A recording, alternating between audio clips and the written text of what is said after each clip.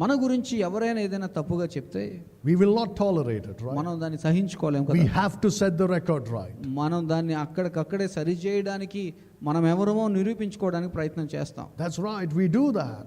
అవును, అది మనం పని చేస్తాం, ఆ పని చేస్తాం ఖచ్చితంగా. That is because we are so obsessed with ourselves. ఎందుకంటే మనం మన చేతనే పూర్తిగా నింపబడి ఉన్నాం. We worship ourselves, మనల్ని మనం ఆరాధించుకునే వారంగా whether ఉన్నాం. we acknowledge it or not. ఈ విషయాన్ని మనం గమనించినా గమనించకపోయినా, Well, let's say somebody says something about us and it's not true. ఎవరో ఏదో నీ గురించి ఏదో అన్నారో అది సత్యం కాదు అన్న విషయం నీకు Of తెలిసినప్పుడు course we will retaliate and we will make sure that that person is put in his place.